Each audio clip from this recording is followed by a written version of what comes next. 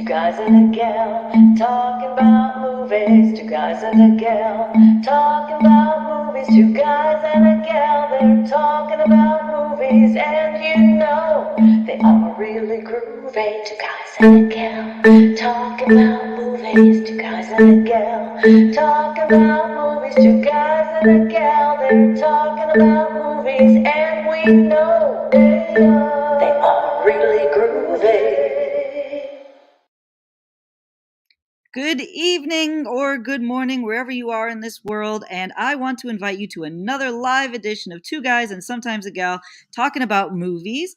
Today we are talking about Batman. You know him, you probably love him, you probably have dressed up like him at some point in your life or some Halloween. He's an amazing character, and of course there have been so many different incarnations. There's no point in me introducing the already introduced. So let me introduce instead Manny Zamora, Rory Penland, and their special guest to talk all things Batman, Alan Coffey, whose first time it is on this show. Yeah, First time. He's a two guys. He's a two guys. Three guys and a gal talking about movies. We're always changing the show.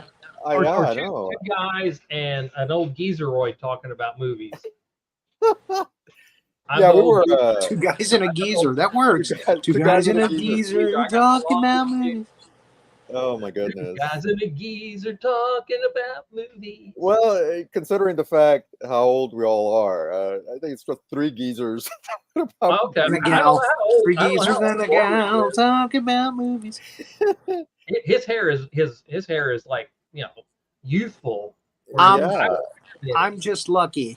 Yeah, I've got gray hairs in there, but when in photographs you don't see them.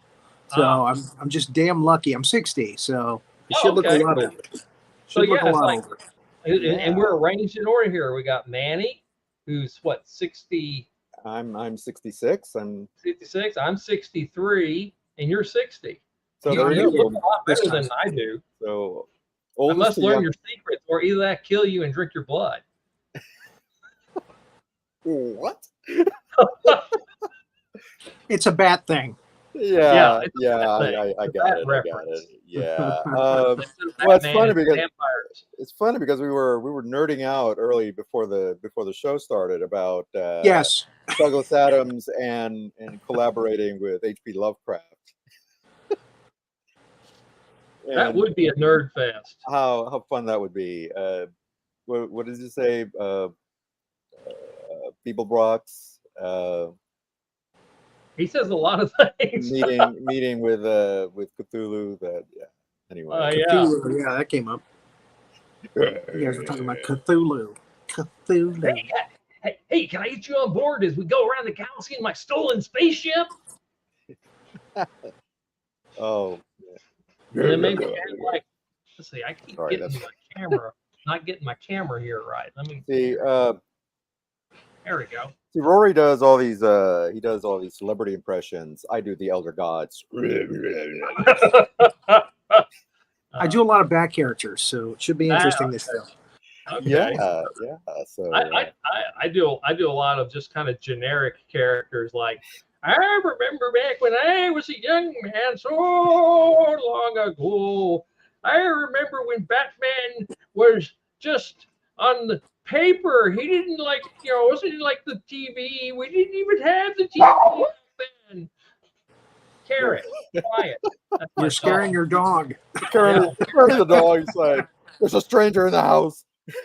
Who is that weird old man? Oh my gosh. Okay, yeah, so I've got two dogs tonight. So. Oh, okay. All right. So.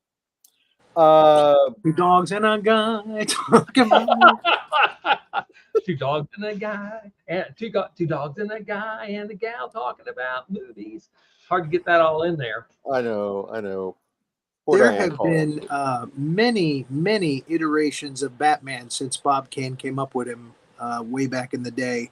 Hi, Pam. And I'll be honest with you. There has been a lot of those come since 1989, which is when it all changed. Basically, it all became dark like the comic books with the Tim Burton Batman, which kind of opened the floodgates. But I'm looking forward to talking about all the different incarnations of Batman. The different iterations. Huge DC fan. I love the Flash. I love Batman. I grew up reading the comic books, and best villains in the universe. Yeah.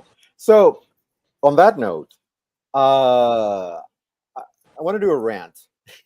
Okay, rant away, you bro. both have heard this already. You both have heard this already, and probably Renee as well. But okay, so Warner Brothers, the movie studio, owns DC Comics, which publishes probably the three most iconic superheroes in the world: Superman, Batman, and Wonder Woman. And so they've had the opportunity to basically beat Marvel to the whole shared universe game since forever, but they haven't. They're only now trying to catch up. I mean, they kind of started with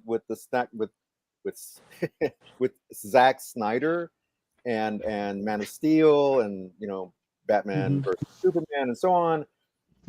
And it just kind of went about it all wrong, and it's a shame. They decided to concentrate on individual movies early on, and to be fair, so did Marvel, until somebody came along and said, "Hey, you know what? We have all of these characters," and they eventually come together to form this super team. Let's kind of build towards that, and have the big bad and so forth. And it worked. It worked for them. I mean, it's a huge gamble when they started the MCU with Iron Man, which is probably not one of the better known characters unless you're nerds like us. And it worked. And for some reason, Warner's did not learn that lesson or did not understand that even before all that happened. Now they're playing catch up. Now they're thinking, oh, okay, well, maybe we should have done this all along. And they hired the good. I think great point. They hired somebody who I think will do the whole thing justice with James Gunn, who directed the Suicide Squad for DC and Guardians of the Galaxy, which are, I would say, arguably two of the more popular group or teams in their respective universes, besides the Avengers and Justice League. So anyway, that's my little rant, and it's actually a shorter version of what I usually go on about. Like you said, they just they hired the right people, but they just didn't get the idea to do team ups, which is what the comic books were all about. Exactly. With Brave and Bold, and then the Justice League, and but when Josh Whedon, I hope I pronounced that correctly, came into Marvel. His plan from the very beginning, when they did Iron Man and Captain America, was to bring them all together as the Avengers. Right. I mean, exactly. they had a plan. Yeah. And ding, ding, ding, ding, ding, they knocked them all out the way they were supposed to. And when we got to the Avengers in 2011, I think it was just like, oh my God, this is fantastic. I love this. Yeah. And like you said, Warner Brothers had an opportunity, but I guess they just didn't want to take that kind of a chance. Exactly. Yeah, there was nobody willing to take that chance. Exactly. Because pussies like you. Exactly. Yeah. So, but I would have loved to have seen the original Superman from the 70s join in with the Michael Keaton Batman, and but there he is. Oh yeah. And I got the Superman hairstyle today. Thank you, Pan. I got the little with the little curl. Yeah, I got the little curl. I have to mention this, by the way, because this is part of the whole DC universe. My daughter absolutely can't stand Superman now, because I made the mistake of telling her that he ripped off Green Arrow's arm in the Frank Miller comic books. And he's working for the government. He was working for Ronald Reagan, I think it was, in the comic book.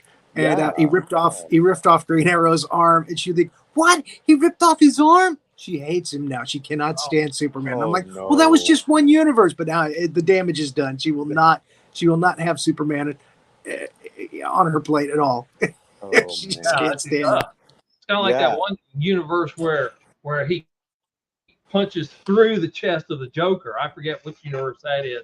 Oh, wow.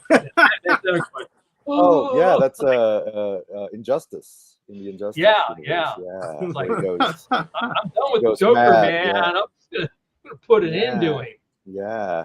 Well, in you're talking about the Dark Knight Returns, Batman kills the Joker as well. That he finally puts an end to him, and which makes sense, but anyway. But it's like, that's the other thing. It's kind of the Joker doing it and making it look like Batman did it, though. Yeah. That's true. Yeah, he basically was a frame-up job. But well, it's funny we're talking about the Dark Knight Returns. That book was Frank Miller's story was so. I mean, Batman had really kind of turned into a joke by that time. Because a lot of it because of the Adam West show. The sales were dropping, and he said, this needs to be reinvented. We need to rethink superheroes in general, and this character in particular. And he saw him as really kind of a fascist icon, and that his tactics really wouldn't work in the real world. And so, it was not a very positive portrayal. But the imagery, I mean, even including the Tim Burton version, and then later on, very specifically in the Zack Snyder verse, they took so many images from that comic that I don't think it'll ever be actually made into its own movie, which is a shame because it's a great story. Even though I don't know, people would really, especially if they portray Superman the way he's portrayed in the comic and ripping off people's arms and what have you. So, all right. So anyway, Alan, we have a tradition of letting our guests go first as far as our lists are concerned. So what's your number one Batman movie and or actor or both? My number one Batman movie is Batman with Michael Keaton. Yeah. He is Batman. He is Batman. I'm Batman. I'm Batman. Tell your friends. Tell your friends all about me. Yeah. I just love Michael Keaton as Batman because it was, when I saw it originally, I was just blown away because I'd only seen Michael Keaton in comedy type movies, situations, and he's such a good actor. He's like Steve Martin. Steve Martin is a comedian, but he's also an extremely good actor. And in fact, I've heard people describe both Michael Keaton and Steve Martin as two actors playing comedians. And I thought, well, because he pulled it off. He killed it in the first one and the second one. Yeah. He is. Let's just all admit that that's going to be our number one. I think all three of us is probably number one. I mean, I don't know. Maybe Rory is going to throw. It's my number two. Number two. Who's number one? It's my number two. Okay. And I remember when that all came about and how everybody was like, Michael Keaton is Batman? Really? Exactly. And then we saw the trailer. When the trailer dropped, we all just went, yes. You have got to be kidding me. This is going to be awesome. And it was. Burton was right. Now, I don't think I could ever accept Nicolas Cage as Superman. I'm sorry. Yeah. The bees. I still would have wanted to see that movie. I don't care what anybody says. But anyway. But yeah, Keaton nailed it. I can't remember if Clean and Sober came out before this or just after. It was before. That's one of the reasons why. Yeah, it showed that he was a dramatic. He could be a dramatic actor. Yeah. But again, he started out doing comedy and then working his way into comedy movies. So everybody thought that about him. Robin Williams was the same way. Everybody was like, "Oh no, he can't do dramatic acting. He's Robin Williams. He's a comic, you know." Mhm. But the ability was there. You know, with time, you can learn. You know, Well, you know, so yeah, he was an awesome Batman. Well, you know, my experience from just watching these people, I haven't ever worked in the well, I take that back. If you count being a former Baptist preacher, I have worked in the entertainment industry, but guys who are really good comedians are, you know, they're really good actors. You know, they have to be, particularly if they're you know being heckled and things like that. You have to be able to control the persona you present to the people out there, whether it's a live audience or on screen or whatever. So Mhm. yeah, there are very few. I can't. In fact, I can't think of any really good comedians who aren't or aren't good actors off the top of my head. I know some bad comedians that are really bad actors, but Yeah. Um, But we won't mention them. Tom Green. ah, But Rory, what was your number one? You said that was your number two. What was your number one? The Dark Knight with Oh, Christian okay. Bale and Heath Ledger. Okay. All right. I love Heath Ledger's Joker. It was so different from all other interpretations before it. He made it his own. I liked. I didn't like the Dark Knight. Was it Begins, the first one? Batman I really Begins. wasn't into that one all that much. You know, I mean, but this one brought it all together and made it work, and it was the best one of that trilogy. Yeah. And it's just yeah, a really awesome interpretation of the Batman universe. Yeah. And again, the Joker was just off the chain. I liked Two-Face in it as well.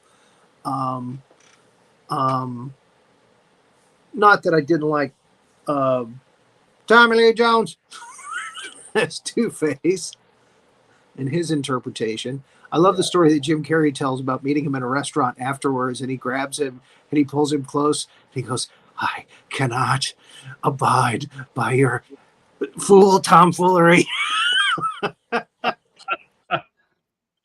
I can see that. I can see that. He just hated him. He just freaking hated working with him.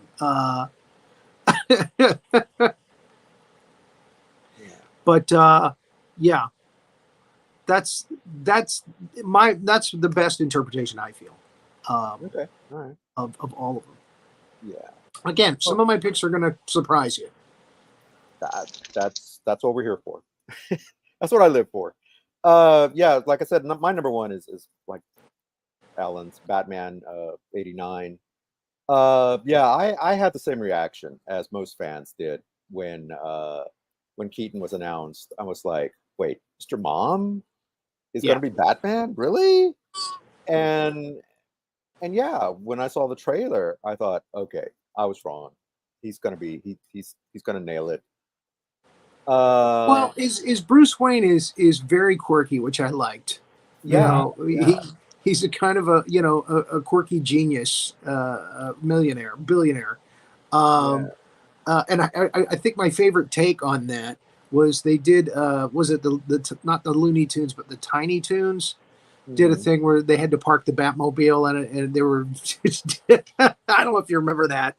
No, I don't. And the Batman comes into the restaurant and he zips the bat suit and it falls. There's this little Michael Keaton character inside.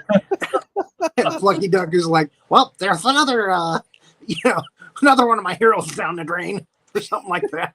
Yeah.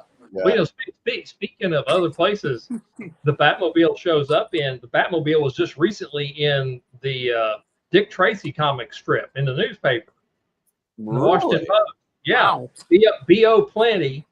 You know, I don't know if y'all know anything about Dick Tracy, but B.O. Plenty, the weird farmer guy, won what he kept calling the Hatmobile, but it was a replica of Adam West's Batmobile. Oh, okay. At the end of that little short story arc, he says to Dick Tracy, "You want to take a ride in?" And he says, "Nah, I've ridden in the real thing." So Batman is part of the Dick Tracy universe. Nice. I like that. Yeah, and That means that Dick Tracy is part of the DC universe. Yeah, yeah, And all of yeah. his villains. It makes All his sense. His villains are good. yeah, I mean they look. Yeah, Dick Tracy's villains would fit into the Batman universe. Oh yeah. Well, you know, Or the whole DC universe. Yeah. I've discovered looking at. I started reading Dick Tracy again here just recently, like about the middle of last year, and they kind of consider everyone in the comics universe to be part of the Dick Tracy universe because they got he you know, different comic book characters show up. Like Little Orphan Annie has been in here several times, and it's very interesting. It's very interesting. I don't want to get too far from Batman, but yeah. So Ironically, they did try to do a TV show back when Batman was on TV for Dick Tracy. They shot a pilot. yes, And the second episode, I just saw pictures of this. I didn't realize that it existed. The second show was going to be Prune Face, and Lon Chaney Jr. was going to play Prune Face. And they had him in the guy that did the Planet of the Apes makers, Chambers, did the makeup. And it looked amazing. And they had a picture of him, but that's it. They never shot the second episode, I don't think. Wow. Or if they did, it got thrown in the can and nobody ever saw it. I did see a picture of a guy they I don't remember if it was for the series or if it was for a movie that they had made up as Flat Top. And it was really, I was really impressed. He looked pretty much like Flat Top. Yeah, it might have been for the movie. Yeah, the not the Warren Beatty movie. This was a different movie. Oh, okay. Because there were that was Robert Forsythe back in the 40s. He was good. Yeah. Wow. Hey, Kappa. Yeah. And on the cartoon that was on the Jughead and the Archie show, they made him sound like it was the cartoons from the mid 60s. They made him sound like Peter Lorre. Oh, okay. Flat Top. They had a bunch of guys doing different voices, like Hebo Calorie was actually Andy Devine. It was somebody doing Andy Devine, and Hemlock Holmes sounded like Cary Grant. Oh, okay. So they were always doing other people's voices on that show. Anyway, we're getting away from Batman. Number 3. Batman.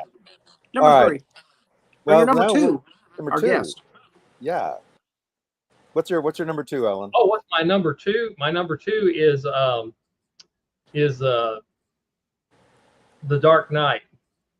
Okay. With there you go. Because mainly because of the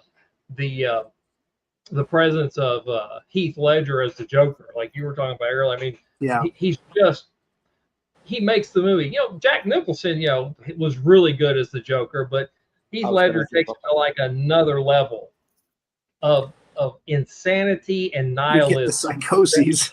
That Jack Nicholson, as good an actor as he is, just cannot approach. It was just a different approach. Walking away from the hospital before it blows up, dressed like a nurse.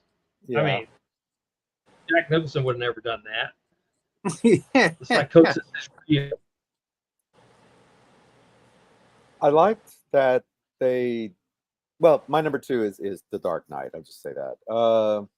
I like that they never explained really the Joker's origin in The Dark Knight, like they did in the first Batman movie, where we get a very explicit, he falls into the, it's comics accurate, he falls into the vat of acid or whatever, and that's what changes him, and so on and so forth. Yeah, the chemicals. And I like that the Ledger version. Balance. You're my number 1 guy. Take your lucky deck. Yeah, exactly. I like the Ledger version. He kept changing the explanation for why his face is split, and like you never really get the real version, which again is also comics accurate, and we've really never gotten a real explanation as to how he came about. The Red Hood. They started off, in one version, but there's been others, even going back to when Bill Kane and Bill Finger were writing and drawing the book. He was inspired by a movie called Sardonicus, and The Man Who Smiles. The guy has this big cheesy. Yeah, the man who Right. smiles, The man- surgically yeah. altered is like Yeah, and that became the image that they used Conrad for the Beat, Joker. played Yeah, that. exactly. Yeah. Conrad Veidt. Yep. But yeah, Dark Knight. The Dark Knight was just it was about as perfect a superhero movie and just a movie in general. And yeah, Heath Ledger knocked it out of the park. I'm glad that they replaced the actress who played Rachel with Gyllenhaal. I Nothing against what's your name, Tom Cruise's ex. But Oh, she's been relegated to Tom Cruise's ex. I know it's terrible. I know it's terrible, and I'm sorry that Yeah, but well, thank you for stopping by, Pan. But yeah, I just never bought her in that role, and so anyway, but yeah, it's just so good, and gotta get a shout out to Gary Oldman as Commissioner Gordon. oh yeah, Yeah. He was so good in that as well. In fact, he was good in all three movies. I mean, he was very consistent in all three of the movies. Didn't really care for the bad voice, the rougher. What did you do? Exactly. That whole thing is like. We're going to talk about Great. that later when we talk about honorable mentions. Yeah. Because there's a lot of guys that riff on that. Mhm. But all right, so then we can move on to number 3 now. Katie Holmes. Katie Holmes. Thank Let's you. give her a little credit. Katie Holmes. Katie Holmes. Please, I'm sorry. I just blanked out on the name. Reduced her to Tom Cruise's ex. That's horrible. I could have been talking about. Yeah. I could have been talking about a couple of other people. Nicole Kidman or maybe. That's true. There's Nicole a lot of Kidman Tom is Cruise Vicky Vale, or not backstories Vicky out Vale. there. Yeah, Chase Nicole Kidman Meridian. wasn't. Yeah, Chase Meridian. She was in. Yeah. Of course, you can narrow it down by not talking about the ones that were in Scientology too. That's true. Yeah. Tom Cruise is a Scientologist. Yeah. Actually, I think wasn't Tom Cruise his name was bandied about for a superhero role. I think he was originally they were talking about him for Iron Man. Yes. And He was supposed to be Tony Stark. Yeah. Which I can kind of see that, but I'm glad they went with Downey Jr. Tom Cruise with a mustache. And a goatee.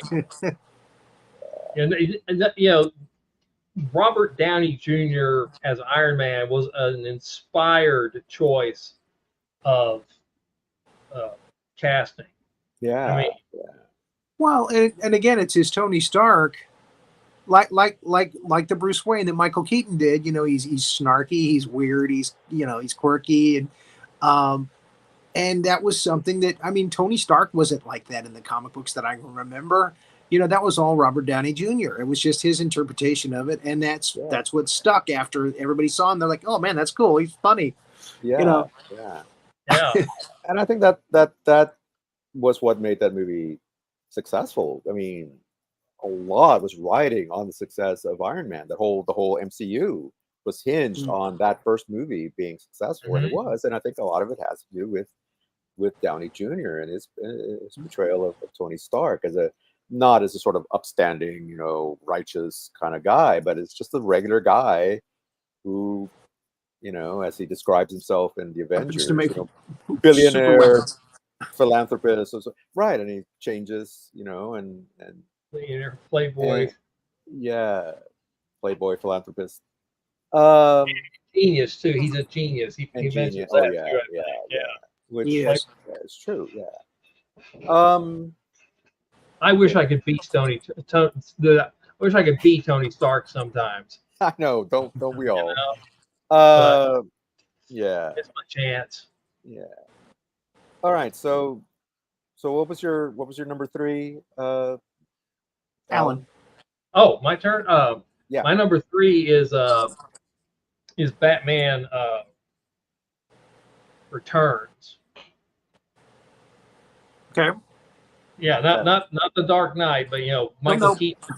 Michael The Keaton Michael Returns. Keaton Batman Returns with the Yeah. Penguin and The Catwoman. Penguin. Yeah, I thought that was I really enjoyed that particular. Uh, I thought it continued the momentum that started in Batman and into that one. I was real disappointed when Keaton wasn't going to come back for a third one, and it just kind of started going downhill Yeah. until you get to Well, George that was Bat a nipples and the bat butt and all that, that was stuff. a Yeah, that that was was a Bat studio car, Schumacher. decision. really fun without it. Schumacher. Yeah. Well, I know. Despite the fact that he was the head of Batman Returns, again, they had a good cast, and the script was good, and they Yeah. were able to make it work. But yeah, by the time they got to Batman and Robin, it was just ridiculous. It was just silly, Yeah. just Well, goofy. a lot of that was a studio decision. It really wasn't. I know everybody dumps on Schumacher, and yeah, he's partially to blame as well. But a lot of it was studio. A lot of parents complained that it was too dark and too violent for a kids movie because that's what they were considered, and probably still are. And so they decided, well, let's lighten things up. Let's make it more kid friendly. Let's be able to sell more toys, which Let's is a make big deal. toys. And because Schumacher was able to do dark. I mean, he did Falling Down, which is one of the best movies that Michael Douglas ever made, and some other films that were not silly. But they said we want this to be a more lighthearted movie, and so that's why you got Jim Carrey and Tommy Lee Jones is still playing Tommy Lee Jones. He was not quite lighthearted. I don't know. Tommy Lee Jones. He was But kind of off the chain with Yeah, Two-Face. yeah. Yeah. But they wanted it to have more of the old sort of Adam West kind of feel to it. I think that's kind of what they were going for. A lot more color, a lot more, Well, yeah, you had Arnold Schwarzenegger in there as Mr. Freeze, and Well, that was Batman and Uma Robin. Thurman and Poison Ivy, and then Don't get me started on Batman and Robin. We'll be here for another hour, me ragging on this movie. I love movies. This ain't the worst list. I know. Exactly. It is. I don't often say this about movies, but I hate that movie. I hate it with a passion. For various reasons. Take 2 of these and call me in the morning. Exactly. And It's time to freeze. I mean, that's not even the worst offense. Because Schwarzenegger is just again following in the tradition of all the other Mr. Freezes from the Adam West show, except when maybe the for first George Sanders. Batman movie came out, I said they should get somebody that Batman cannot beat to play Mr. Freeze. It should be Arnold Schwarzenegger. I said that years before they even thought about that. Mm-hmm. And there was a Batman 1989 video game by what was the old game box? The original Nintendo. And Mr. Freeze could fly. He was in a silver suit. He was flying around shooting at Batman with ice and with flamethrower. And I'm like, Mr. Freeze gotta be Schwarzenegger. They gotta hire Schwarzenegger to do it. He should do the next movie. This is before Batman Returns even came out. I didn't even know who was going to be in the next movie. Yeah. So it's all your fault. Again, Schumacher. Well, that worm turned really. I think under the right direction. If it would have been Tim Burton, it would have been it would have been much better. Anyway, no nipples. No nipples. Yeah. No bat butts. Yeah. No so bat what was your number 3, Rory? My number 3 is Batman 1966. Ah, okay. The original Adam West and Burt Ward. I have such fondness for the old TV show. When I was a kid growing up, that was my Batman, and that movie is so much fun. It's got all four of the main villains in it. Lee Merriweather does a great job stepping in as Catwoman. Yeah. For Julie Newmar, who couldn't do it because she had another engagement. She couldn't do it. I wonder why Eartha Kitt couldn't do it either. It's a lot of fun. Well, that was before the third season. That was Oh, between the first and second season when That's they right. shot That's that right. movie. That's right. So Yeah. it was Julie Newmar the first two seasons. So that was the natural choice. Okay. Why they didn't go with Lee Merriweather in the third season? My guess is that they wanted somebody of color on the show. Yeah. That's my guess. So they got Eartha Kitt to do Catwoman. She was great.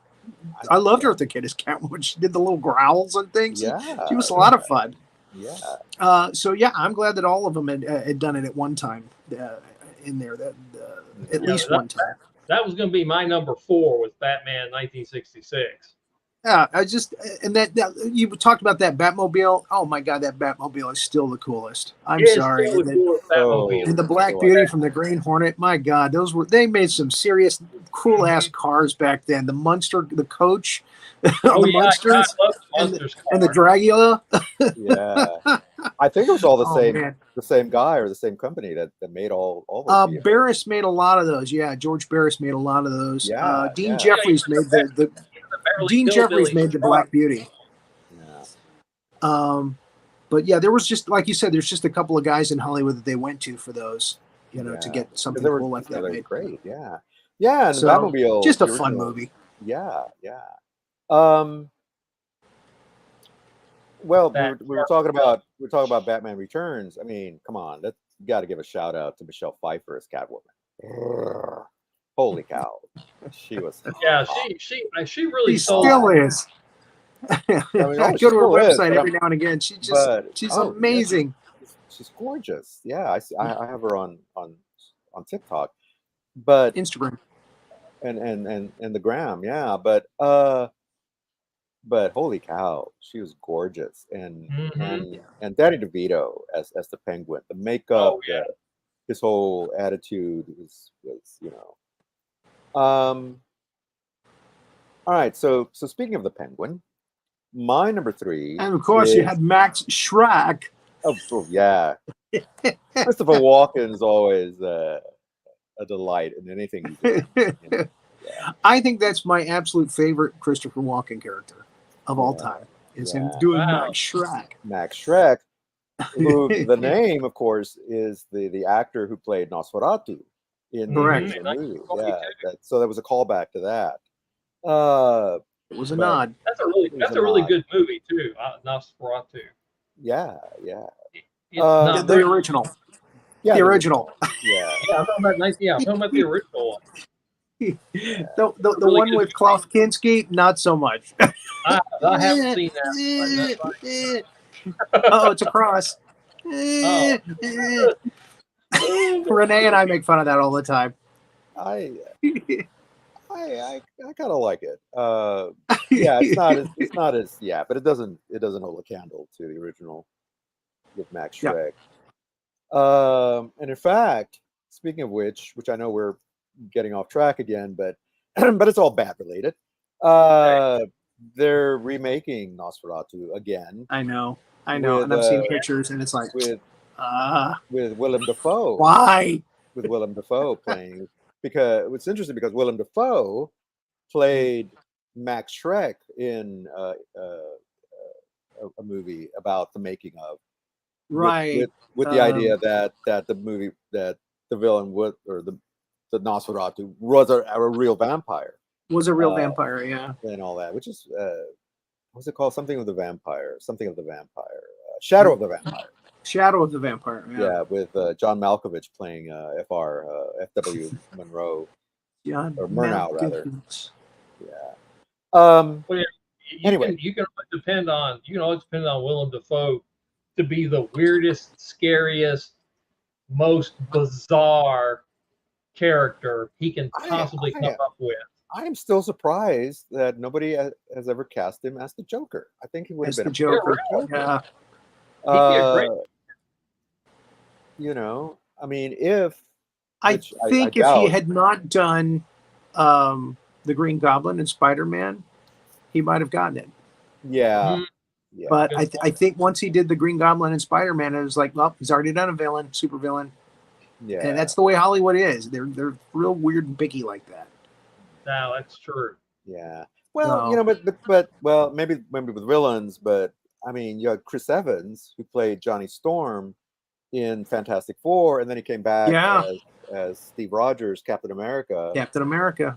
You True know, enough. Josh Brolin, played Thanos, and then he played Cable for Cable. Deadpool. Yeah. So it's possible for different, but I don't know, maybe yeah, But that's all in the MCU. yeah, Yeah, yeah. That's true. yeah. So They all don't right. like to waste people. Okay, so my number three. My number three is the Batman or the Batman Okay. with All right. with Robert Pattinson. Yeah. This one, this was actually a very interesting movie. Is It's a little darker, probably than even some of the other even. Which again, it's weird that one of the reasons why they went to the Joel Schumacher, more sillier Batman was that it was so dark, the Burton version. And then they come back and make this one, which is even darker than those. Uh, and I think it's even rated R, if I remember correctly. But uh, Pattison, I know people kind of dismiss him because he was Edward in the Twilight stories and all that, but he's actually a very good actor as well. And I think, No. Same thing that happened with Keaton. Once they saw him as Batman and doing it, it was like, oh, okay, he's yeah, good. He's all right. yeah, That's exactly. how most And people felt. yeah, and I because again, I was like, Pattison, I don't know, Yeah. but then I saw the movie, and he was excellent. He was Yeah. not didn't really like his Bruce Wayne. I thought he was a little too emo, but and I liked Andy Serkis as Alfred, although he didn't really have as big a role in the What? movie as some of the other Mhm. Alfreds. But he was good. Um, Shut up. but I thought the story and it really this is really the first Batman movie that really emphasizes him being a Carrot, detective stop. more than just fighting the bad Right. guys, where they really went Right. into That's what a lot of people liked about it was, the yeah, detective comics. They actually called them detective comics. right, Um, yeah, that it was more of a detective story than it was a superhero story. exactly. Um, I love the Riddler. It's very very dark version of the Riddler. I liked Zoe Kravitz as Catwoman. mhm. I thought she was great. And we were talking about the Penguin. He's in it as well. Colin Farrell played the Penguin, but very different interpretation from the Danny DeVito version. He didn't have the long nose but he was just this big sort of hulking, kind of waddling guy. Uh, and yeah, I thought it was a nice kind of sort of inspired by another Frank Miller comic, Year One. Uh, Mhm. I like. I thought it was a really good sort of alternate version of Batman. So Yeah. it made my number three spot. I'm Right. sorry. So no Number problem. 4. I was So my dog. yeah. Yeah, So, Batman 1966 was my fourth choice, okay. Right. Okay. and just because it was, There it is. it's such so much fun, you know, Yeah. the campiness and all this. I didn't when I was a kid. I didn't like it all that much because I was reading Batman in the comics, and it wasn't quite as campy as that. Some of a lot of it was just real super serious, comic book serious. But yeah, it's just so much fun. See Batman running down the dock with a bomb. It says bomb. Some Some days days you you just just can't get rid of a bomb. There you go. There you go. I knew somebody was going to do it. Yeah. Yeah. It's a great line. Yeah, there were nuns and bands. yeah, Frank Gorshin is the Riddler. My God. Oh my God, yes. And my old body cries out, huzzah! He's wonderful. Yeah. Just, Yeah. People talk about Jim Carrey's Riddler being kind of over the top. Yeah, Gorshin. But Gorshin, his Riddler, I think, to me in the series, as funny as you kind of, his kind of over the top. He was sinister as hell. Exactly. Thank you. Yes, he was sinister. He was serious. He was in that first season. Yeah, he literally tried to kill Batman and Robin. I mean, really tried to kill him. Yeah. He was murderous. He was very sinister. Yeah. And I think you really just seem really psychotic. Even more, you would think that would be more the Joker, but no, the Riddler was just, the Romero's Joker was really more of a prankster than anything else. He was sinister in the beginning. Yeah. But it got sillier as the show went on. Yeah. I thought it was funny that he wore that white makeup over his mustache to shave his mustache. Yeah, he was not going to shave that mustache off. That was his bread and butter. Exactly. Yeah, that was his icon signature. Was that mustache? So he couldn't shave it. He just put the white makeup over it. And I never really realized that until somebody pointed it out to me, and it's like, oh yeah, he's got a mustache under there. Yeah. But I got a soft spot for Victor Buono as King Tut. You mentioned King Tut. King Tut. Yeah. Batman. I wish that they had done more episodes with Roddy McDowall as the Bookworm. I love the Bookworms episodes. Yes. And I wish they had done more with Falseface, Malachi Throne as Falseface. I loved his character. I just love Malachi Throne as an actor. Yeah, well, but unfortunately, it never happened. I mean, unfortunately, they ended up doing, the Archer and Art Carney. Who was the one that Maurice Evans played, the Puzzler, stuff like that. Yeah. And then there was King Tut. King Tut. King Tut was great. Victor Buono. Yeah. Okay. Victor Buono. Bubble, little bat. Who played? He used to improvise a lot on set too and crack everybody up. He was one of those guys that would that's why they had Burgess Meredith come in so many times as the Penguin, because he was such a stitch on the set, and he would just make up lines that would that line in the movie where he goes, "Be careful, every one of them's got a mother." That was right off the top of his head, and they loved that because it just made the show funnier. It made it more interesting. And of course that laugh, that iconic laugh. With his cigarette holder. And everything. Yeah, just the really episode where he goes up for mayor against Batman is one of the most iconic episodes of that show. Yeah. And again, they even kind of touched on it in Return of Batman Returns. Batman Returns, right? Yeah. They put that into the script. Yeah. I thought that was. We'll make you mayor. And there's also in talking about that in The Dark Knight, there's a nod to the TV show as well. The mask that the Joker has is a replica of the Joker's makeup in the original in this show. Oh, cool.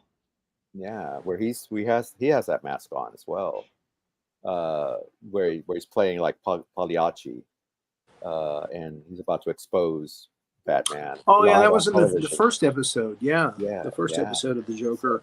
Yeah. So I love how that one starts with him playing the baseball game in the penitentiary too. Mm-hmm. That is so awesome. And literally he gets sprung. He gets literally sprung. Boing! He sprung himself. Yeah. Chief O'Hara just happens to be there. Yeah. Yeah. Good old Chief O'Hara. Yeah. My number 4 is surprisingly Batman: The Dark Knight Returns, the animated movie of Frank Miller's book. Yeah. Yes, the Joker sounds like Liberace, but darling, but Why? it's I'm, RoboCop as Batman is great. It's yes. Peter Weller, Peter Weller. Yeah. Buckaroo Banzai as Batman. I mean, it's a really good interpretation, and it looks just like the comic book panels. I mean, the art is exactly like the comic book, which I really liked. Yes. I So haven't seen that. yeah, You should watch it. It's good. It's good. really good. Like candy. I'm surprised they didn't get Mark Hamill to do the voice of the Joker, since he did it so brilliant in the animated series. But nobody asked us. It's a director's choice. Yeah. Oh, you're in trouble now. He does an interesting job as the Joker, the guy, whoever I can't remember his name. It's a one-shot wonder, but but yeah, it's Not good sure you stuff. can stand the whole season of that, huh? Good stuff. Yeah. Oh, again, he's right. As far as the animated versions of the Joker, there's no doubt that Mark Hamill is. Oh, Batman, don't you like me anymore? He's wonderful. Yeah, He's fantastic. I love Mark Hamill as a Joker. It really surprised me when I figured out that that's who was doing it, because I hadn't really heard anything about Mark Hamill since the last Star Wars movie, And turns out, he's still out there and he's still doing stuff. And he's throwing in Harley Quinn, who's become her own phenomenon since then. Yeah. Arlene Sorkin. Gee, Mr. Che. She was wonderful. Yeah. But that's my number 4. Cool. Okay. Cool. Have I said what my number 4? No. So what is your number 4? Yeah, my number 4. My number 4 might be a little bit of a surprise, but it's Batman v Superman: The Dawn of Justice. The Batfleck. Dawn of Justice. Again, Zack Snyder. This is the one that I was talking about that really kind of rips off The Dark Knight Returns. The bat armor, that whole scene, the encounter between Superman and Batman, straight out of the comic book. The thing that kind of it's not, I can't rank it any higher, is Lex Luthor. Jesse Eisenberg, to me, was not Lex Luthor. I did not like his interpretation of that. How did you feel about John Cryer on the Clark and Lois, or Lois and Clark? Yeah, latest show. I thought it was okay. Okay. I mean, Gene Hackman is still the best. Well, actually, no. I would say Michael Rosenbaum from Smallville is my favorite Lex Luthor. Interesting. Although, was it Chris Sarandon? No.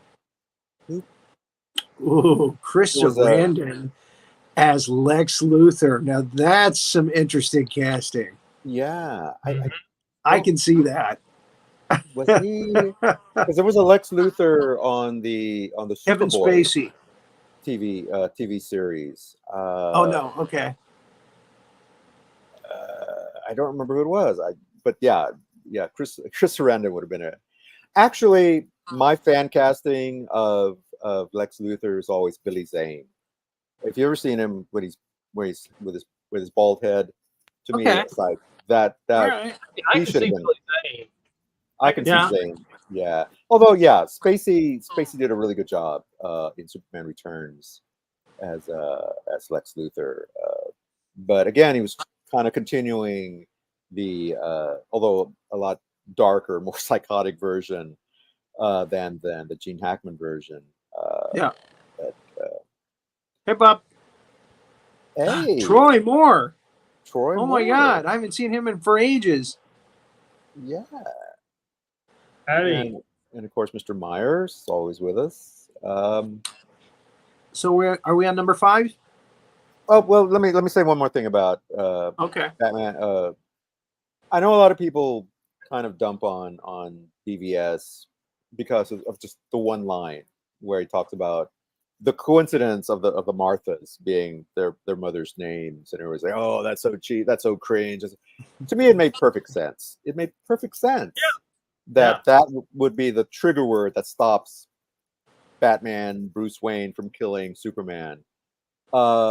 Because one, his mother's dead, but the other, the other Martha is still alive, and also it suddenly realize it kind of breaks him because it realizes, oh wait, this guy isn't just some monster from outer space. He had a mother, he had a father, there's a whole thing that people who love him, like Lois, and what am I doing? And just the fact that he pleads with him to save Martha, to save his mother, is to me, it's a very pivotal moment. And I know a lot of people kind of thought it was stupid, but I thought it was brilliant. I thought it was a smart. I didn't think it was stupid. No, yeah. A smart move. Yeah. So, and I think one of the smart movies is that he genuinely wanted his mother to be saved, even if he had to die. He wanted his mother taken care of. Right, exactly. Right. And that idea of him just, you can kill me, but save her.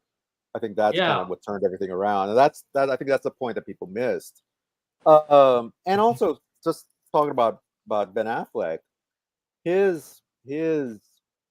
mean, physically, he was so imposing, even as Bruce Wayne, and you see him training to the whole training montage, and the big suit was so clearly inspired by the Frank Miller drawings.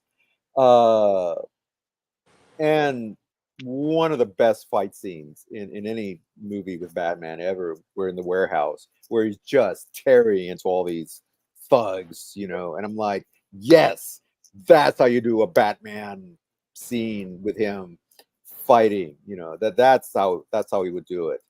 And just that scene alone makes me love this movie a lot. Gets you all misty-eyed. Exactly. I started like, oh, that's so cool. Yeah. So anyway, so that's my number 4. Okay, so let's move on to number 5. Okay, I don't know if I'm allowed to do this or not, but I was just gonna, I'm gonna do it anyway. Yeah, do it anyway. I like Batfleck in the Zack Snyder Justice League and in Batman versus Superman. I thought he just brought something to the whole show that the smaller guys didn't, because Christian Bale's not very big compared to, like, he's standing next to I can't remember the actor's name now. The guy he hires to run his company, the black guy. Morgan Freeman. Morgan Freeman. Yeah, Morgan Freeman. Is taller than he is, and it's like, but he just had a physicality and a presence.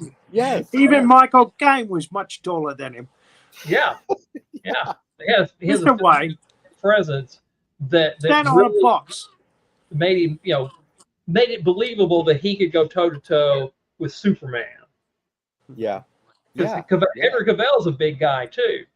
They're both big people. I mean, and I don't mean like the Rock size, but they're both physically physically imposing. Yeah. And that's what I just like Batfleck, and I was sad that Batfleck didn't get to make any more Batman movies because of the regurgitation or implosion or whatever's going on over there at Warner Brothers. Yeah. Yeah, they were supposed to make a standalone Batman movie with him, right? Yeah. Mm-hmm. And it didn't happen. Yeah. And that's a shame. Didn't happen. But he was in Suicide really Squad. He was in, Batman versus Superman. He was in the Justice League, both versions. Yeah. the bad version and the better version. And he was in The Flash. Yeah. So he's done quite a few. At the end, though, it's George Clooney. True, but he's in the beginning. He's the most prominent Batman in the beginning of the movie. Yeah. I mean, and then Michael or the most prominent Batman is obviously Keaton, but that's what everybody went to see the movie for. They don't go see it for Ezra Miller. No. So I thought, the thing about Ezra Miller, he's obviously got some serious issues that he needs to deal with. But I thought he really made a good Flash. That he had that kind of little. He was an interesting Barry Allen. Yeah. I liked him. I liked him in Justice League. I haven't seen The Flash. I'll admit, I still haven't seen The Flash, but I am. I'm going. I'm going to. Don't give me that look, Rory. Hey, there's a lot of movies I haven't seen. I haven't seen. I haven't really. I know it's surprising because I love those movies, even the really bad ones. I will say, before you see it, it was hyped a lot, but it is Michael Keaton as Batman again, so you will love it for that. His old Batman. He's old now. Yeah. I'm not going to say what I was just going to say because I don't want to spoil it for you. But it's worth a watch. But don't expect too much. Here's my dream casting. Okay. If for some reason they ever actually decide to do a live action version of The Dark Knight Returns, the comic book, the Frank Miller version, Keaton has to play Batman. I can see, and again, Willem Dafoe should play the Joker, and let's drag Linda Carter out of mothballs and have her play Wonder Woman, or Diane Prince. She's still gorgeous. She's still lovely. Yeah. She had the little cameo at the end of Wonder Woman 84. Which was a delight. Oh, she was on Supergirl too. She was. I think she was the president, wasn't she? Yeah, she was on Supergirl. Yeah, she's stunning. So she's better looking than I want to say she did a cameo. She was also in Smallville as well.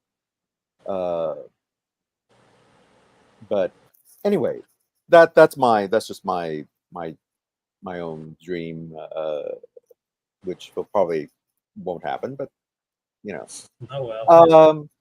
All right. So are we at number 5? Have we done number 5? Yeah, I did number 5. He just did his number 5. We can skip my number 5 because we talked about already The Batman with Pattinson.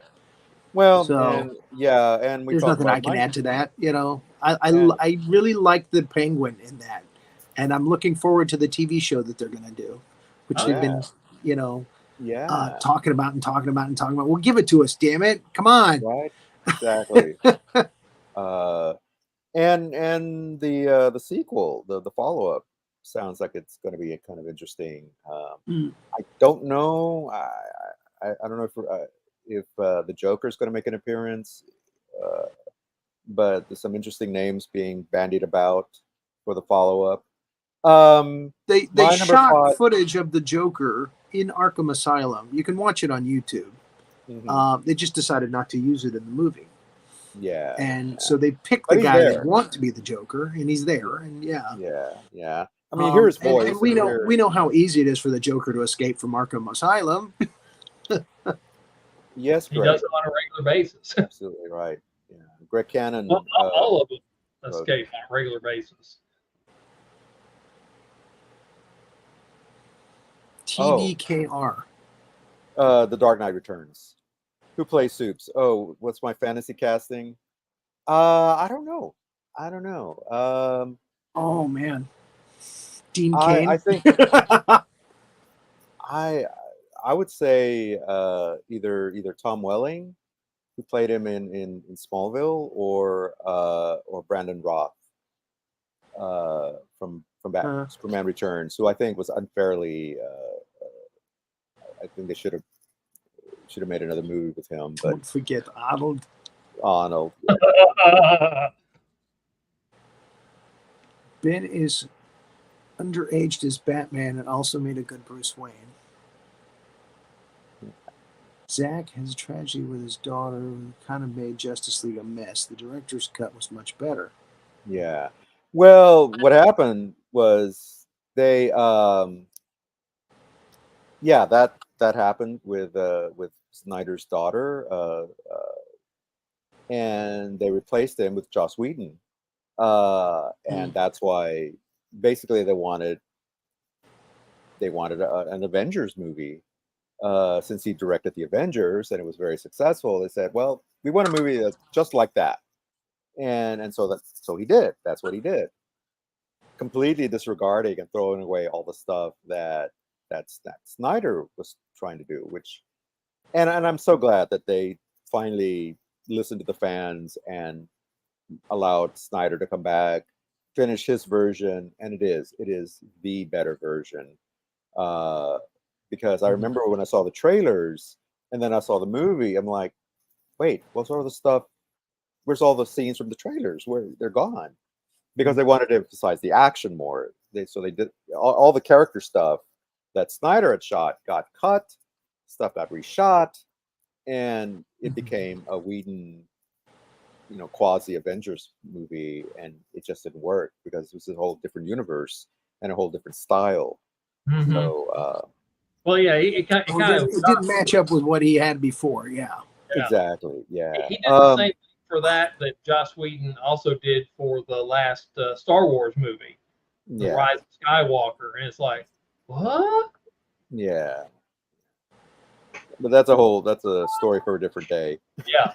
I mean, that's kind of what Whedon seems, well, if he can get a job at all now since he's been canceled. Yeah, and it's a shame because I mean he back in the day he did good work. Buffy the Vampire Slayer I thought was a great show. Firefly I thought was unjustly terminated way too soon. But that again, that was a network stupid decisions on their part, Fox's part.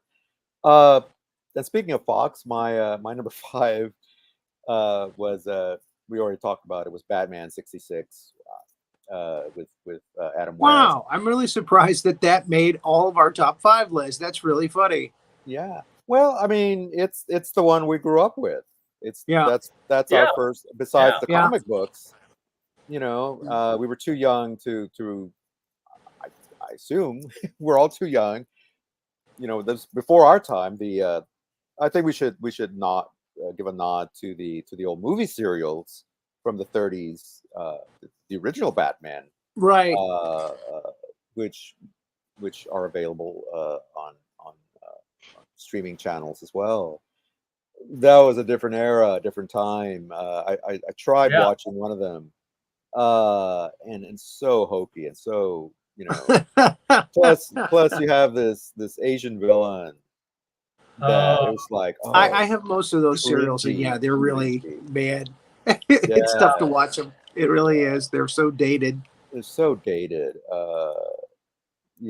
but if you can kind of get past it, I think the Superman serials were probably better with Kirk Allen as Superman. But I raised home from school to see the show. Even then, it seemed corny but so compelling, kind of like early Star Trek shows and Doctor Who, low budget but intriguing. Yeah, absolutely, Mr. Wright and Mr. Ross. Yeah, I remember. Watching Batman early in the morning. It came on early in the morning for me, like before I went to school, and we didn't have VCRs back then. This was mid 70s or maybe early 70s. And so I would record episodes with an audio recorder and listen back to them. Because I could remember in my head, what the show was all about. So I remember watching the show first run, but sadly, we only had a black and white set at the time. So I saw it in black and white. I've never seen them in color until much later. Even the movie, I saw the movie. They were playing it on TV. I didn't see it at the theater, and it was all in black and white. glorious black and white, the color of auteurs and those who prize fine filmmaking. Yeah. And we forgot to mention Vincent Rory Price's Egghead. Egghead, He yeah. was another good one. I used to love Egghead. And David Wayne is the Mad Hatter. David Wayne. I was trying to remember. Yes, the Mad The Hatter. Flip up, Flip pop top. top. Yeah. So many. I'd forgotten about those two, but yeah, Vincent Price. Vincent Price and Cliff Robertson is Shame. Which I think They went up to him. They That's that said, one "We show. want you to be part of the TV show. If we cast you as a villain, what kind of villain would you like to be?" And he goes, "I want to be a cowboy, and I want him to be really stupid."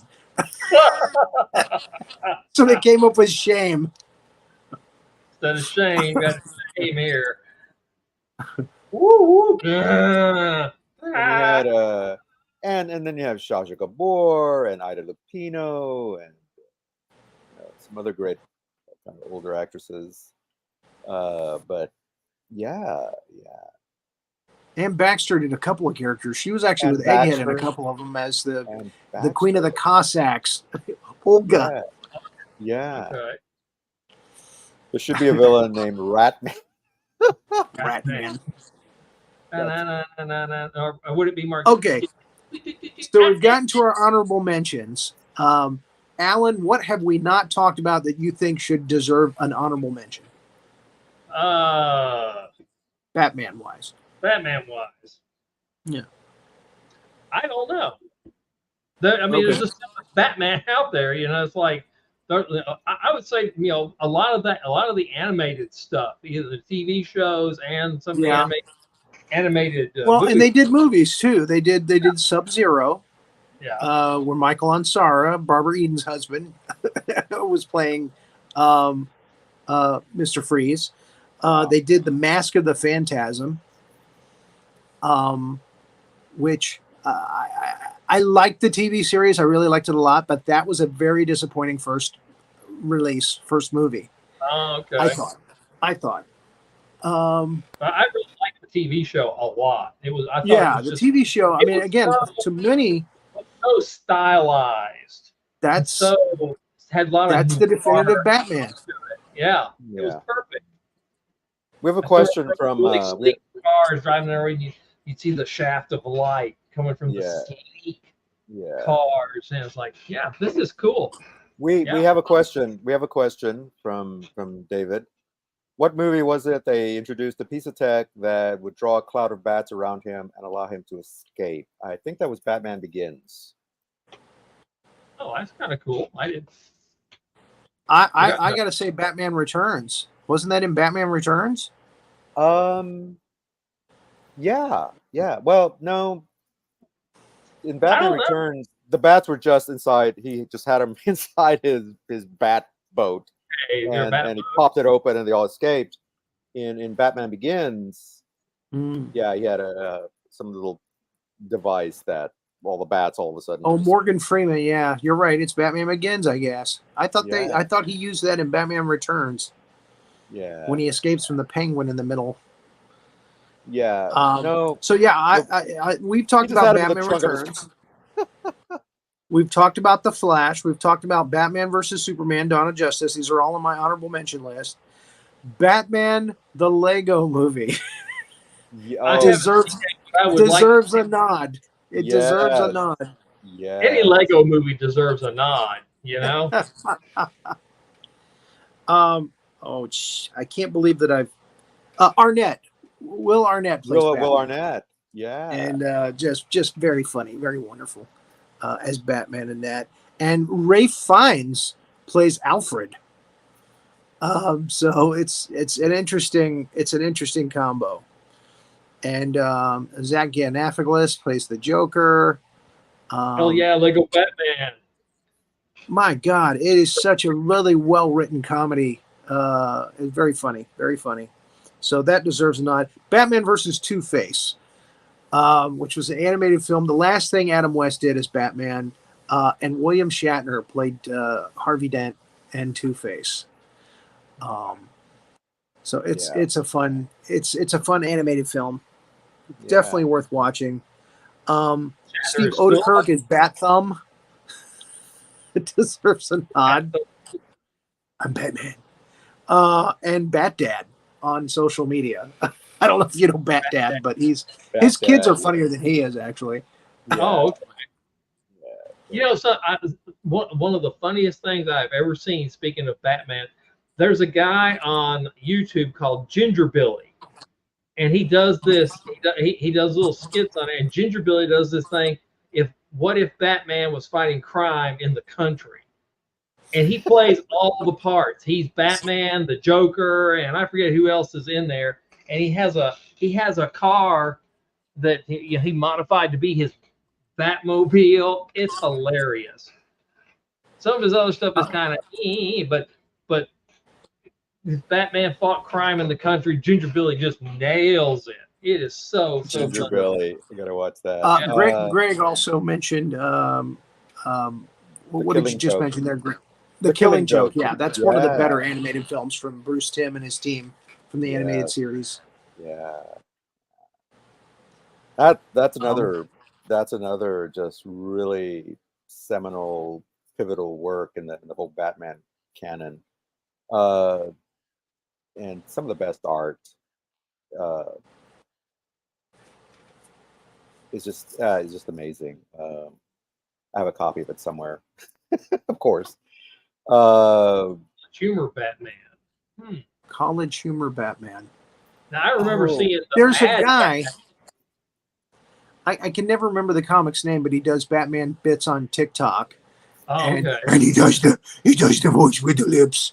And he actually got Patton Oswalt to the comic to play the Penguin in one of his videos. And he does I think that's who he's talking about. That's the College Humor guy. Is it the College Humor? Yeah. I can't remember the comic's name, but he also does the skits where he fires people as Batman, which is funny. Yes. Those are hilarious. I like when he's trying to get Superman to drink kryptonite because he's firing Superman. He doesn't like his black outfit. And he's like, you copied that from me, you know? I haven't seen that one. There's most of them. There's a series of animated shorts as well. Pete Holmes. Pete Holmes is the guy's name, I think. Pete Holmes. Yeah, I think you're correct. I think that's right. Pete Holmes. You're right. Yeah, because I follow him on Bat Instagram. Dad is great, yeah. Bat Dad is great. Yeah. What are your kids doing? Buckle up. He just has one of those little kids' masks he puts over his face. Yeah. Don't forget to take your lunch to school. I don't want it. It sucks. His kids are funnier than he is. That's what makes him really funny. Is his kids are so snarky. No, there's a series of little short cartoons or animated shorts on YouTube, where it's the superhero cafe where you see Superman and Batman hanging out together. Yeah, how it should have ended. Exactly. Batman sit and they talk sometimes after an episode. Yeah. Because I'm Batman. That's his answer for everything. And sometimes they'll have like some of the Marvel people coming in, and it's hilarious. It's hilarious. It is. And then there's Villain Pub. Is the bad guy that goes along with that Villain Pub, and then oh, that's right. Yeah. You know, Villain Pub. Villain Pub. Yeah. And Palpatine is the bartender in the Villain Pub, and so you've got all these bad guys in there. You've got General Zod, you've got the Joker, you've got just a whole raft of bad guys from different movies. Thanos is in there. He's the bathroom attendant. Yeah, those are funny too. Those are great. Yeah. Particularly the one where Batman figures out where the Villain Pub is, and he shows up and raids the place. Of course, yeah. Okay, Rick. I'm sorry. Go ahead. Just real quick. Favorite Alfred. Oh, I wanted to just point out there's a video out about Batman saving Superman from Darth Vader. Yes. Oh yeah, They've mixed those Yeah. two universes together, Bat in the That Sun. and that's yeah. pretty cool. Yeah. it is really it's fun and Very well but done. there's two different endings though. You get one, Darth Vader kills Batman, and the other one, Batman uh, releases Superman, and Superman kills Darth Vader. Yeah. 'Cause Right. the guy That's fell the in one love- I've seen. Okay, but there's another one where Batman, where Darth Vader actually kills Batman at the end. Oh, I Yeah. haven't The seen same, that it's one. the same all the way up to the spaceship shooting in there, blowing stuff up, and then Darth Vader bringing him out of the spaceship. But instead of punching the buttons, he just snaps. Darth Vader snaps Batman's neck using the Force. Yeah. Yeah. Your lack of faith was your weakness. Yeah. My top 5 Alfreds: Michael Caine, Michael Gough, Sean Pertwee from the TV show Gotham. I liked him as Alfred. I really Yeah. liked him as Alfred. Ray Fiennes from the Lego Movie, and Alan Napier from the original show. I really don't have anything to say about Alfred. I've never sat down and thought about it. Which is the best one? I mean, it's Alfred. I guess I'd have to go with Michael Caine. That's the only one I could. That's the only one. That's the only one whose actors I know their name is Michael Caine. Michael Caine. Michael Caine. Mine, it's almost a reverse. Mine is Alan Napier because he was Yeah. my first Alfred. Michael Caine, Michael Gough. Never know how to pronounce that. Michael Gough and Jeremy Irons from the Jeremy. I forgot. from the Snyderverse. Yeah. Yeah. He's really good. See, I like gotta Jeremy add Irons, Sean but I don't think they Pertwee. give him a lot to do. It's just like you said about Andy Serkis. They really didn't give him a lot to do. Yeah. So Yeah, that's true. But I for what and I forgot about Sean Pertwee, but yeah, he was very good in Gotham. Yeah, Sean Pertwee is the son of John Pertwee, who was Doctor Who back in the right. Yeah, the 70s third before. Doctor. He was the third Doctor, right? Third Doctor, yeah. After He drove Troughton. Yeah, he drove around in it's a one of my car. it was one of my favorites. It was one of my favorite Doctors. I thought it was Yeah, Alfred on the Gotham, he had a lot to do, which I liked. I mean, he was Yeah. actually part of the show. He wasn't just coming in and answering the bat phone and handing it over. Well, the comics Alfred does a lot too, and Alfred is Yeah. badass. He is. And now, and I almost forgot, and I should have given a shout out. Let's give a shout out to Ephraim Zimbalist Jr., who was Alfred in the animated series. The animated series, the original, yeah. Okay, Yeah, I did not know that. yeah. I did not know that. That's Oh, wild. That's That's Joker wild. I say that I did not know that particular bit of information, well. but I shall remember it the next time I go to the Senate. There you go. See, the show is not just entertaining; it's educational as well. It's educational as well. I done got Miss educated. Miss Renee, do you have anything to add to this? Any thoughts on Batman? I think you guys have covered it all. But actually not just you guys, but Greg and David and Yeah. Yeah, Pam. a lot of great too. comments. Yeah. I've Alright. never done a show with Renee where I don't actually see Renee. I just see her little thingy. Every now and again, yeah, she forgets to put on her makeup. Yeah, we just get to and, see her little thingy. Her little thingy, her logo, her little My logo. little logo. thingy is very entertaining though. There's so many comments coming in, by the way. I can't That's, keep up. I'm so sorry, guys. I'm so sorry. There's so many. Baccarin. Who's married to Firefly Morena Baccarin? Says he's married to Inara from Firefly Morena Baccarin. Who is? Is it, yeah. Come on, Greg, spill the tea. King was amazing as well. Some joke had me rolling. The push-up joke had me rolling. Is it Pertwee that you're talking about? I don't know. Now he's got us curious.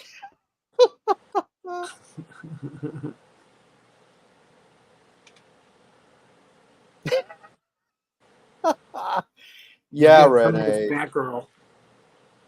I'd like to see Renee dressed up as Batgirl. Well, spoiler alert, I am. You just can't see me. Damn it, her I'm thingy sitting is huge. Oh, For the is this kind of like Schrodinger's Renee? Yeah, this is, I mean, they're Yeah. all The alive or all. quantum paradox until we see you. No, here's the superposition you're talking about from quantum mechanics is this. I'm either all cat girl, Catwoman, or all Batgirl, but I won't reveal. So it could be equally true unless it's observed. Until I'm observed, you won't know which one I am. Mm-hmm. Schrodinger's Catwoman. Schrodinger's Catwoman is exactly what it is. Until I'm observed, no one could. It's equally true and untrue. There you go. Ben McKenzie is the guy that plays Commissioner Gordon on Gotham, and yes, he's phenomenal. He's really good. He's really good. Yeah, he's really good. And Donald Loge plays Harvey Bullock, the only live-action Harvey Bullock. Yeah, because that was a character created on the TV show, the animated TV show. Right. Yeah. Yeah, the casting on that show was really good. Michael Chiklis ended up being a villain eventually. He was a judge and then became a villain. Yeah. Alexander Siddig as Ra's al Ghul was good. It was a great show. Yeah. Even though they didn't have Batman. Yeah. It was about all the other characters without Batman. Yeah. Until the last show. Yeah. Well, let me ask you a question. I mean, does the Joker from the Joaquin Phoenix continuity show up? Does Batman show up in there? I know Bruce Wayne shows up in the first movie. Batman has not shown up because Bruce Wayne is very young. Yeah.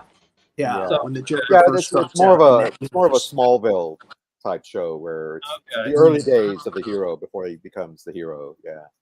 I haven't seen it. I just have heard about it, and I'm confused about where it is in relation to all the other Batman continuities.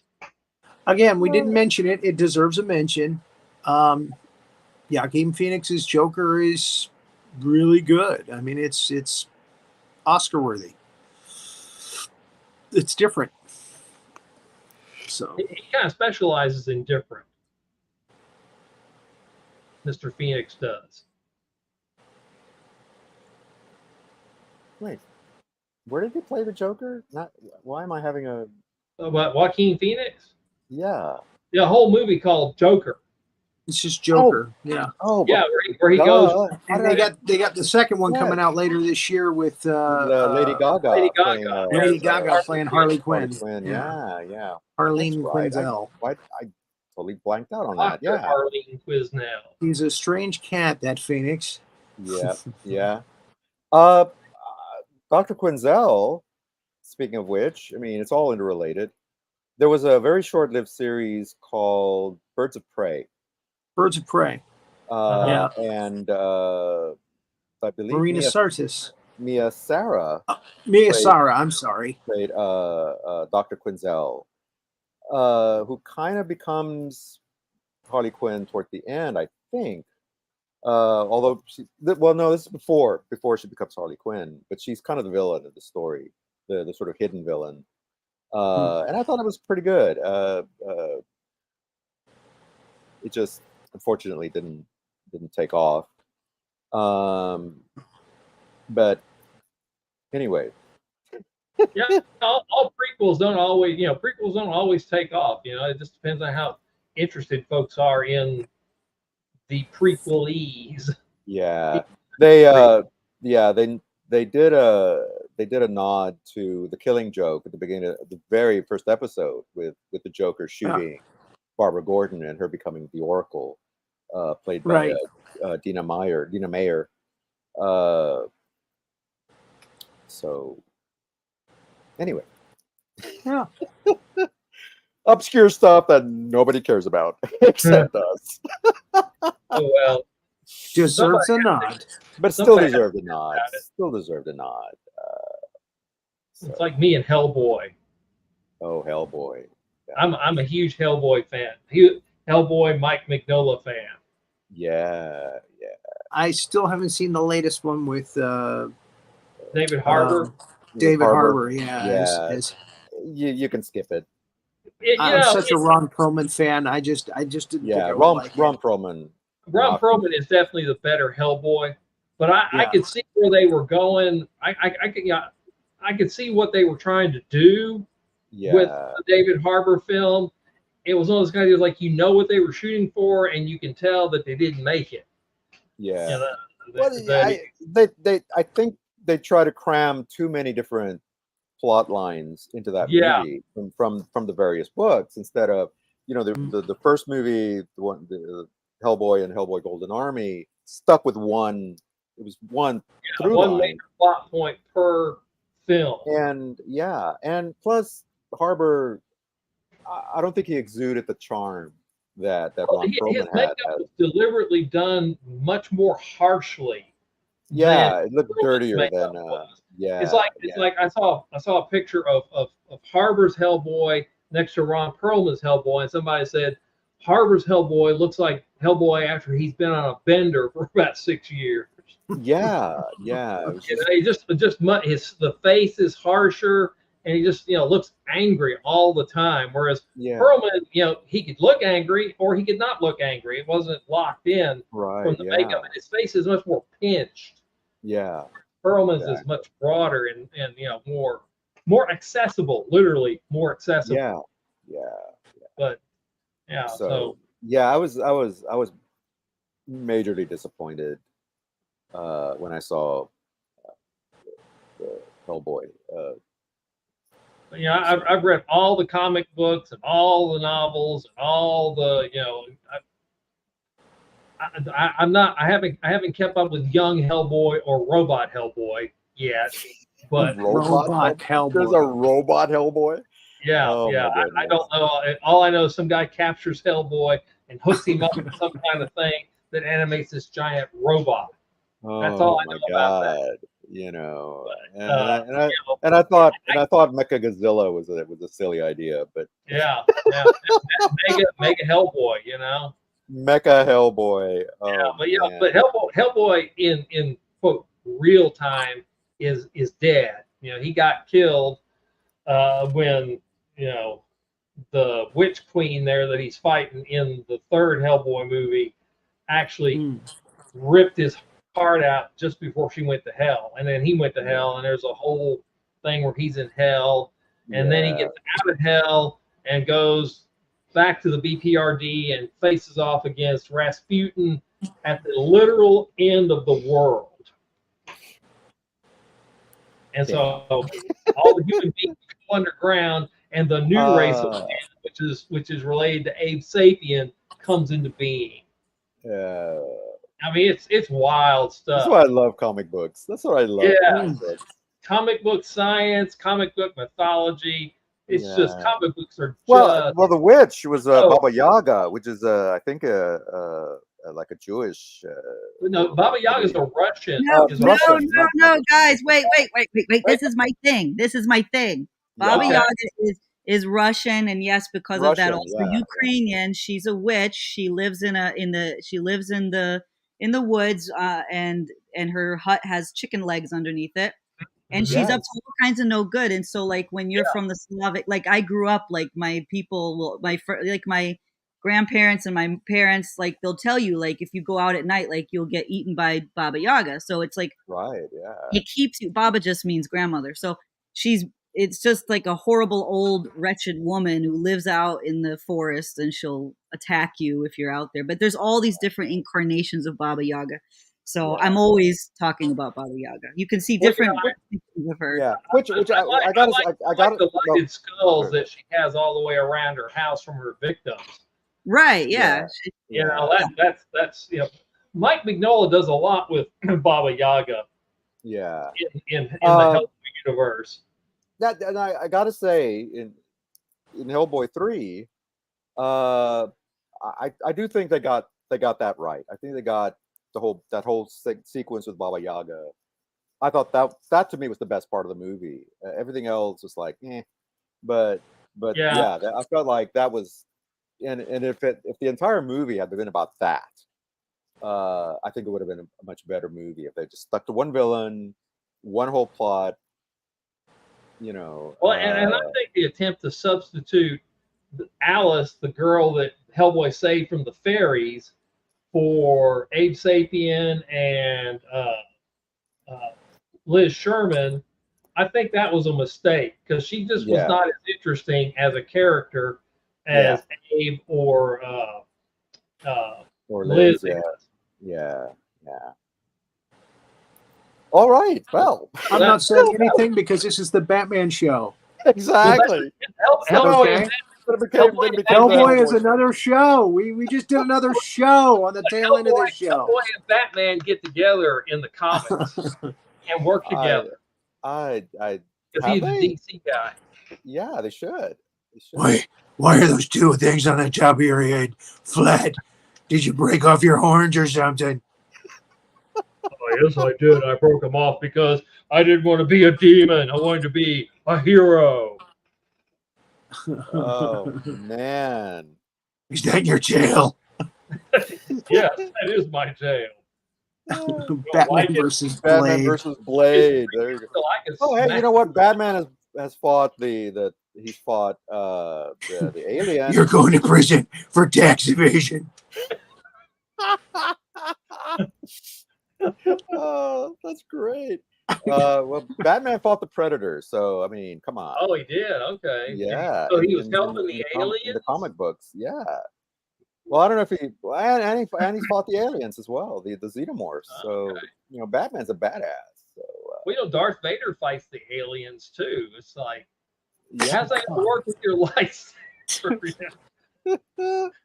Fighting the aliens. But all the acid would flashing everywhere, Exactly. So for sure. Okay, well, this show is just going totally off the rails, and I love it. Okay. I guess we probably need to You wrap knew it was going to happen. I know. If I recall from when I've watched it, it happens every time, doesn't it? Pretty much, yeah. So what's coming up next on Cosmos?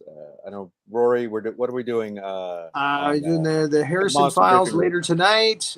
Tomorrow, we have Troy Evans, the actor from a zillion television shows, and he's been in Ace Ventura, Demolition Man, Here Come the Munsters. He's been in a lot of movies. He's coming on as Casual tomorrow. Thursday, we are doing John Carpenter's The Thing in the Big Monster Briefing Room, so that's going to be a lot of fun. I love John Carpenter. Definitely tune in for that. It's a lot better than the thing with the thing. It came from outer space with James Arness as the Thing. As the Carrot Man. I thought it was a turnip, but Carrot Man works good Something too. like that. He's vegetable. Walking turnip. He's some kind of vegetable. Now listen here, you fellas. That thing is going to come after us through that door now. Yeah, they should have had Festus in there. Should have Festus. Or now, Doc, what do you make of this thing? Why do you look like a carrot? Well, man, like a walking turnip, Miss Kitty. You know, the original was Dennis Weaver was his sidekick originally. And they brought in not Dan Curtis. Ken Curtis. Ken Curtis. Dan Curtis is Dark Shadows. Yeah. Ken Curtis, who actually has a lovely singing voice. Yeah, and doesn't actually talk like a hillbilly. No. All right. Eventually, we're going to get to the Killer Shrews, which he plays the bad guy in. He plays the a-hole of the group. They're trying to escape the Killer Shrews. We're going to do that on the Big Monster Briefing Room soon. Killer Shrews. Starring James Best and Ken Curtis. And I'm so glad that Gregory Gannon remembers my Rowdy Roddy Piper obsession. Yeah, I can't believe you remember that, Greg. Yes, absolutely. One of my all-time heroes, one of my top 3 heroes of my whole life is Rowdy Roddy Piper. So, of course. That's right. Thank you so much, Greg. Thank you. Renee's absolute favorite movie of all time from what I hear, is Hell Comes to Frogtown. Oh, it's very sexy. He takes his shirt off, of course. It's amazing. Roddy Piper. There It's you go. Hell comes to what town? Frogtown. Frogtown, and Hell comes to Frogtown. it's a garden of sensual delights, Rory. General, Sounds like a Hieronymus Howitzer. Bosch painting. General Howitzer should have that movie on it, or I'm that training pretty film on his certain that show. we should. I can't believe they haven't done that on I the know. Big Monster Briefing Room I because know. Well, you would think that they would have gotten to They Live, but what's is Yeah. it They Live? they live. They live. Which is Roddy Yeah. Piper, yeah. Yeah. So Soon. soon. And that would be All a right. David Moore show, I guess.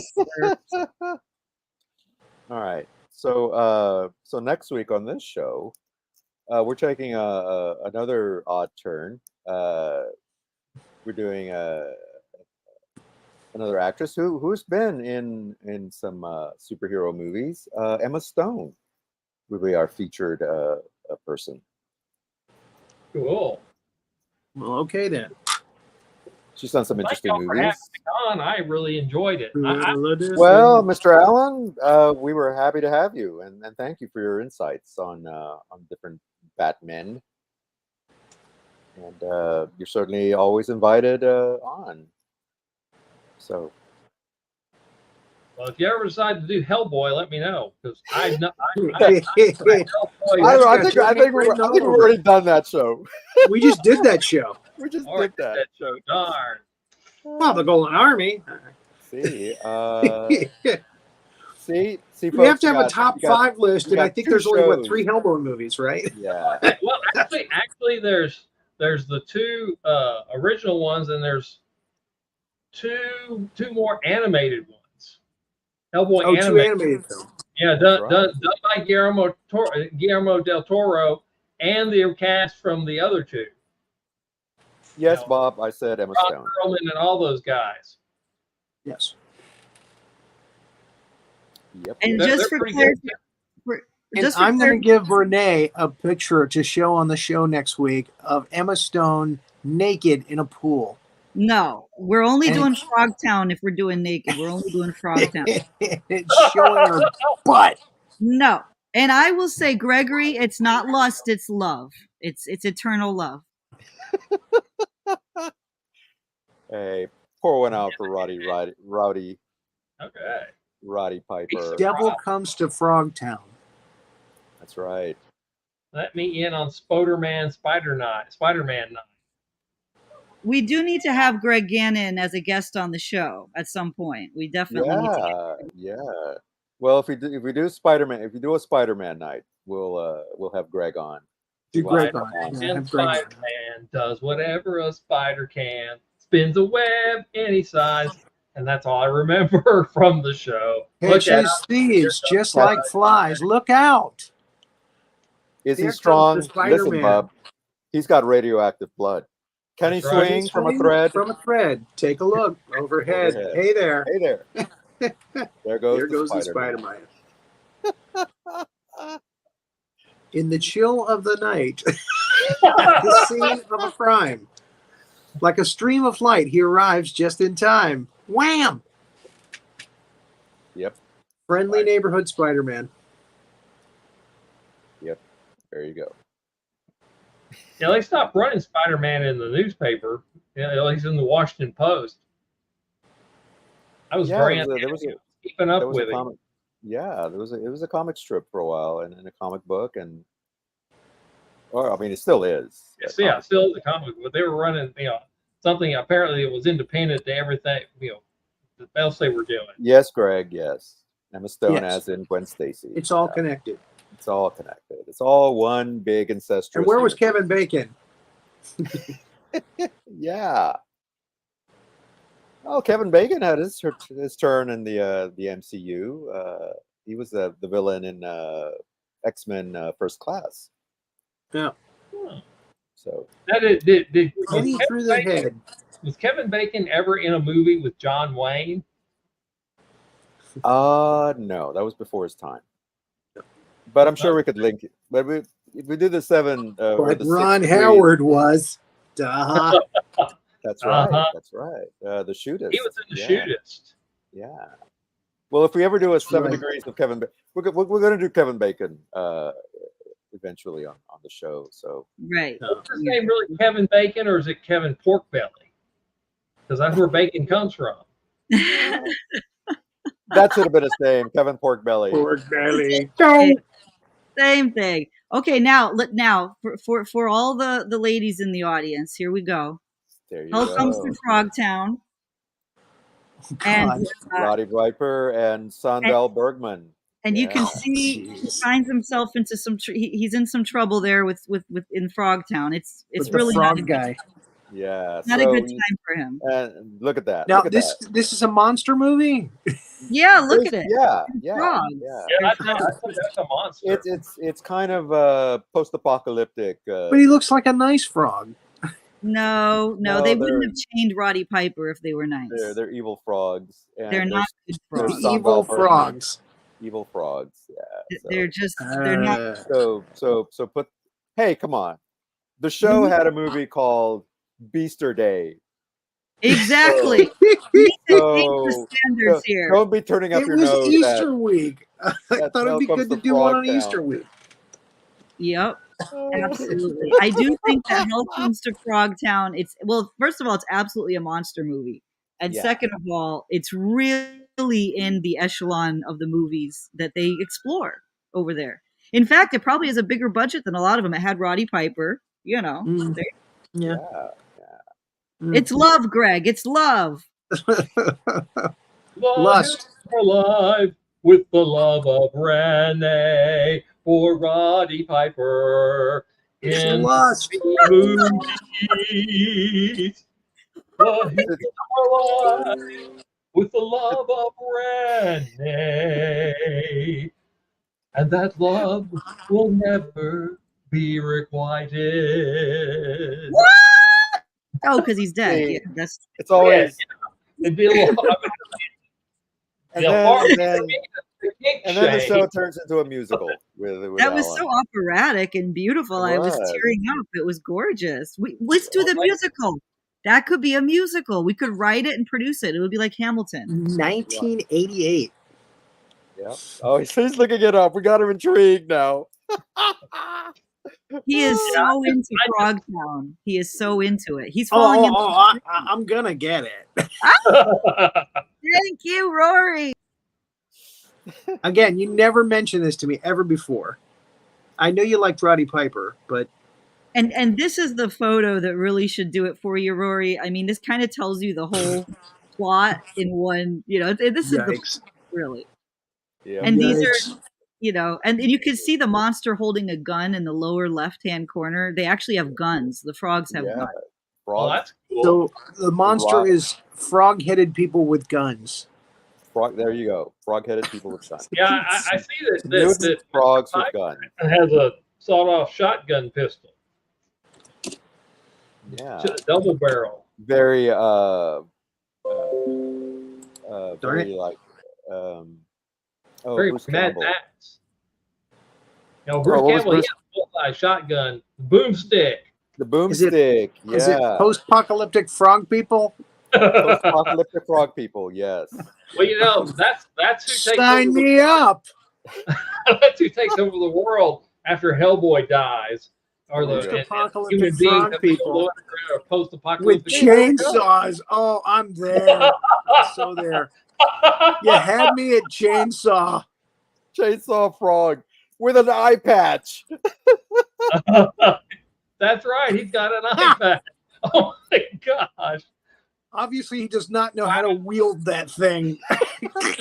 Oh, damn it. He is a frog. Amphibians are just now learning. I chopped my left arm off too. It's fake. Well, here we can We make can a have it sock for dinner. your We'll have it arm. for dinner later. I'm so glad I looked this up now because I after the show I probably would have changed it to like Mayor of Frogtown or something. Oh my Knowing me. god. Oh my god. Jeez, Oh my god. it's How did- Zsa Zsa Gabor Frog. How did how did Phyllis Diller get in this movie? New York is where I'd rather stay. Oh, that's Ava Gardner. I'm sorry. Oh, oh my God. Well, on that note. on that Cat hair. note. Oh my God. All right. Got Well, cat hair in my nose. that was awesome. All right. Well, Wow. thank you everybody for joining Yes, us for please, another Greg. episode Yes, of please. Our first 2-hour show. Oh, wow. Yeah. Can I do that? So thank you everybody. Thank you, Greg. Thank you, David. Thank you everybody who chimed in. Thank you, Alan. Thank you, Rory. Thank you, Renee, for another epic episode. Stay tuned for whatever comes next. Gary Harrison, Carrie Harrison. Sorry. Always a great time there. Join us Thursday for Big Monster Briefing Room. Join Rory tomorrow for It's Casual with Troy Evans, wonderful character actor who's in everything. And so, with that, good night, and have a great day, rest of your day. Live long. Thanks for watching this episode of Two Guys and Sometimes a Gal Talking About Movies. Be sure to like, subscribe, and click that notification bell to get future episodes.